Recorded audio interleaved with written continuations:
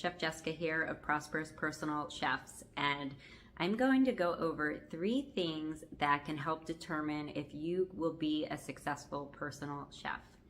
Now, these are not set in stone, so if you don't have these 3 things, it doesn't mean that you can never have a successful personal chef business. But if you do have these 3 things and you are knowledgeable right away that you have these 3 things, then chances are you can have a successful personal chef business long term. So the first thing is a good location. And what do I mean by that? That means that you are near to a major metropolitan city, and that usually means that people are going to be busy, you're going to have a lot of workers, and you're going to have a large pool of potential clientele. So you will have many different neighborhoods to draw from, and you won't have to worry about finding clients as much. So location is important, and you will know whether you're in a good location or not. You're probably going to instinctively know the busiest areas near you.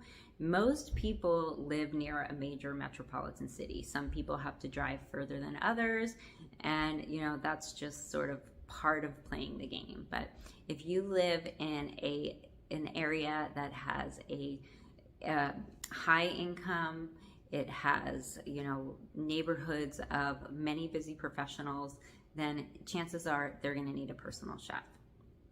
The second thing that is important is knowledge of or willing to learn about special diets and dietary restrictions. So that is a big part of what personal chefs do. And even if you're cooking everyday food, a lot of times your clients want you to leave out items, or they want to reduce items, or maybe they only want to use poultry and no red meat. They might be a pescatarian. There's so many different things that you will have requests for. So that's why it's so important to either know about this or be willing to know about it. If you are more set in your ways and you don't want to accommodate special diets, it's going to be a lot harder for you to find clients. But it's not impossible. There are people out there who will just eat anything, but generally they can go out to eat a lot easier and they won't rely on your service as much. So being aware and being knowledgeable about special diets is very important. Okay, so location and be willing to learn about special diets. The third thing I wanted to talk about is being a good listener.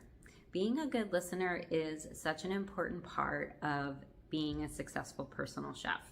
You have to be willing to listen to your clients' feedback and make changes.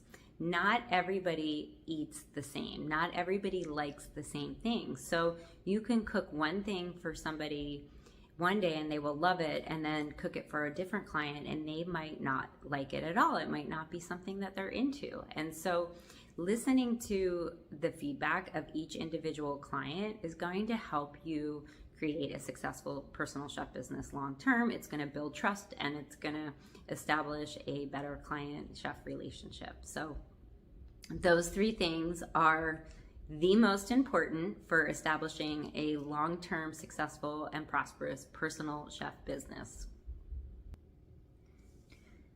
This is why it's not just important about how good of a chef you are to be a good personal chef. Obviously that is important. Your food has to taste good, but if you are a wonderful chef but you can't listen to your clients' feedback, or you're not willing to cook food the way that they want it to be cooked, then it's going to be hard for you to be successful long term. So be willing to shift, be willing to be open to feedback, and be willing to learn new things. As a personal chef, you are always learning new things. I am still learning. After 23 years, my clients are always teaching me new things and surprising me. So let me know what you think. If you want more information like this, please feel free to subscribe to my channel. Make sure you like this video. Always let me know your questions and how I can support you in starting your personal chef business. And as always, be prosperous.